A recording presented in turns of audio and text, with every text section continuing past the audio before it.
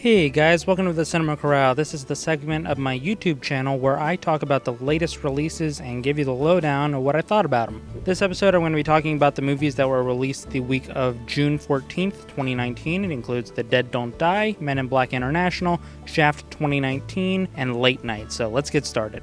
Okay, so let's start with The Dead Don't Die. This is a film by Jim Jarmusch, and I had never really heard of him before, but I did like this film, but it does have a lot of problems. The cast, it's great. If you've seen a poster for this thing, the cast is just plastered on that thing. It's got Bill Murray, Adam Driver, Tilda Swinton, or Selena Gomez, just all these big names. And that's great. I do like all these people, but it might be a little too bloated. There are way too many characters, and the film tries to give each and every single one of them screen time, and not every single one of them needs to be on the screen as much as they are. In fact, there are a lot of scenes with characters that show up and then they're pointless, and it just makes no sense for them to really be in there outside of wanting to be in this movie. And that's fine. If you want to be in this movie, cool. But I feel like we focus too much on characters that were unimportant when we could have been focusing on the actual story. Adam Driver and Bill Murray have great chemistry together. I really liked seeing them work off of each other. And a majority of the jokes are really pulled off by the quality of Driver and Murray's performances. They are very funny. There's a lot of deadpan stuff. There are even a couple instances of some meta humor, but it's not meta enough to really justify the inclusion of those jokes. There are some jokes, though, that are kind of beaten to death. There's a scene where two characters are eaten by zombies, and there's this repetition of, was it a wild animal? Or several wild animals? By like 4 characters in the film. It really could have been cut. I get what they were going for, but it just didn't work. Selena Gomez, I appreciated her being here, but she really served no purpose to the story. This is a little bit spoilery, but she just kind of comes in to die. That's about the extent of her character. There's a goofy explanation for why the dead are rising in. It's obviously satirical of, zombie B-movie, but too much time is spent focusing on it. At least in my opinion, it takes a while for these actual zombies to start rising. And by the time we get there, it just kind of loses the steam that it was building up. There's occasional bad acting and dialogue to just kind of mimic, low-quality zombie movies. It wasn't too distracting. I'm Tilda Swinton. She's enjoyable. I really liked her character, but there's a twist with her, and it comes absolutely out of nowhere. And I said, what? It's not a bad twist. It's just, what? It's just so out of left field that it's insane. There's a nice little wink to Adam Driver being Kylo Ren in the Star Wars movies. He's got an Imperial Star Destroyer keychain. I thought that was pretty cute. A nice little wink. This movie's definitely not going to be for everybody, though when it works, it absolutely works. There's just quite a few things that could have been done differently. I'm going to give The Dead Don't Die a C-. If you like all these actors, if you're interested to see what it's about, at least give it a watch. It's worth at least watching once. I can't say that I'll watch it again, but I'm not upset that I went. Next up, we got Men in Black International, and this is basically them trying to keep Men in Black relevant, so they have a reason to keep the Men in Black ride open in Universal Studios. I honestly can't think of another reason why this movie would need to exist. Chris Hemsworth and Tessa Thompson, they have decent enough chemistry, not as good as they've had in previous outings. They're just really not given anything to work with. The whole thing of this movie is that it's supposed to be like a buddy comedy. Like the Men in Black films have always been like a buddy comedy with science fiction and aliens and all that cool stuff. But the thing that really makes a buddy comedy work is that they need to be opposites of each other. And they're really not. It's not that they're too similar, it's just they don't have anything that really pushes each other's buttons that they can play off of. And that really comes to the detriment of this film. Kumail Nanjiani, he plays the little character Pawnee. I thought he was going to be really super annoying. The trailers made him come off as an obnoxious little CGI character to throw in there, but I actually did kind of like him. I'm not sure if a lot of the stuff that he said that was actually funny was improv or actually part of the screenplay, but he did get a few laughs out of me. Emma Thompson, Liam Neeson, they're here basically for paychecks. It's easy roles for them. The plot itself is really thin and predictable, and it stretches longer than necessary. There's a point where both me and my girlfriend were just bored to tears, just nothing happening. There's also no real stakes. Yeah, end of the world and all that, but the consequences weren't properly exhibited, so I didn't really care about what happened if the enemy got this MacGuffin weapon, and it leads to a really uninteresting and anticlimactic third act. There's a really weak twist. If you've seen the trailers, you could probably pick it out, and it falls apart upon closer inspection. In fact, it's so obvious that it's painful. If you've ever seen Throw Mama from the Train, there's a bit where Danny DeVito is talking to Billy Crystal about his murder mystery book. And the reason why his book didn't work is because there were two characters and there was no mystery. There's a baffling lack of actual candidates for being the villain. So it's like, okay, well, the one guy killed the other guy, so it's an open and shut case. There's no real mystery there. On top of that, it really just spells everything out for the audience as if they were completely brainless. There's exposition dumps everywhere. One of the most notorious examples of this is at the beginning. It shows Chris Hemsworth and Liam Neeson taking care of something in 2016, and Chris Hemsworth is explaining the situations to civilians right before neuralizing them, and it's like, okay, well, yeah, you could do that, but you're just gonna wipe their memories anyway, so really you're just saying these things for the audience so that they're caught up, which is lazy writing. The villains really have no impact on the story, and in fact so much so that they're basically non-villains. The twist villain isn't actually given enough time to make any impression on the audience as to why we should fear them, and the villains, these shape-shifting people, I've heard that they're actually French dancers, they really have no purpose of being there other than trying to throw the audience off the scent. And when you really break it down, a lot of their actions don't make much sense. I didn't consider it walking out of the theater, but I started thinking about it and I'm like, yeah, that makes no sense.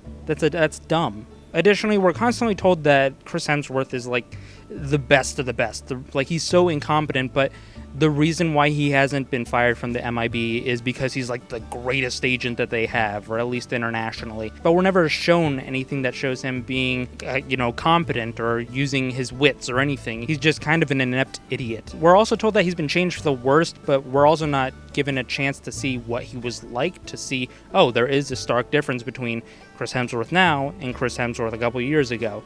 There's some bad CGI here. It's just forgettable and joyless, and I did not have a good time watching this movie. The things that work, they work fine enough. I'll go ahead and give this one a D+. I can't really recommend it. It's pretty bad, like worse than Men in Black 2.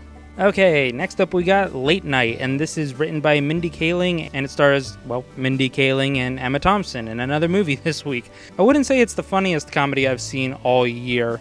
I probably have to give that to Booksmart, but Late Night is a pretty decent contender. I mean, it's pretty funny, it's got some great characters, and it's got an interesting premise. The jokes here are pretty solid, and the performances are really tight. Emma Thompson steals the show, Mindy Kaling is great. John Lithgow plays Emma Thompson's husband. He's also pretty good, but he's not really given that much screen time, which is fine. He's more of a supporting character.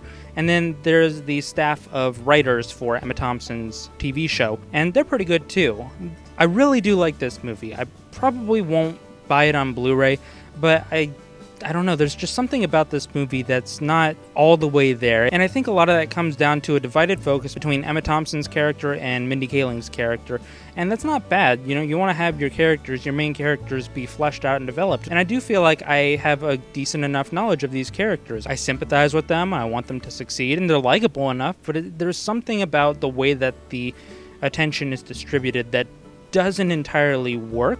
I feel like maybe if we shifted the focus from Emma Thompson's character to Mindy Kaling's character, that might have clicked a little bit better for me, because a lot of the film focuses on Thompson's character trying to keep her show from being canceled. I don't know, maybe I came in with different expectations, but I kind of understood the movie as focused a little bit more on Mindy Kaling's character coming in and trying to achieve success as a writer for a late night show. Maybe that's just me. It's competently made. I really enjoyed it. Like I said, performances are great. The writing's pretty strong. There's just something about it, and I feel like a really bad reviewer right now, but there's just something here that I can't really put my finger on that holds it back from being great. But all in all, you should definitely check it out. I'm going to go ahead and give it a B-. Definitely see this one in theaters. It's worth watching.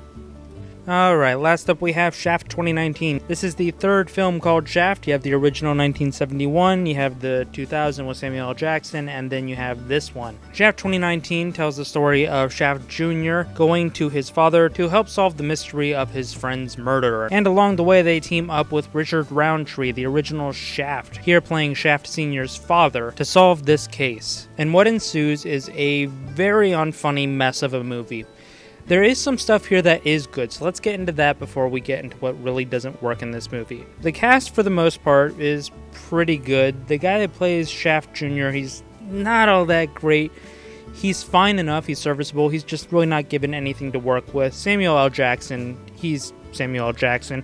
I knew that I was going to like him going into this movie. Regina Hall is great, Richard Roundtree is enjoyable, but that's about the extent of what I can give this movie. The rest of this movie is just a mess. The action sequences are pretty dull and uninteresting and heavily edited. Unfortunately, I didn't start counting cuts at the beginning of an action sequence, but I got up to at least 54 or so cuts in maybe about a 2-minute period, and that's way too many cuts for an action scene. I get it, you want to keep the audience interested, and you want to have that fast-paced editing to keep the tension high, but you can easily do it without having almost 100 cuts in 2 minutes. The script itself is mediocre. The murder mystery gets really convoluted, especially near the end, and it left me scratching my head because they introduce an element at the beginning, and that kind of gives you a suspicion as to where things are going. But then that turns out to be barely related to the actual climax of the film. So it's just like, okay, well, why did you include that? Why did you have, much like Men in Black International, a red herring? Was it to surprise the audience? Because I wasn't all that surprised. The comedy here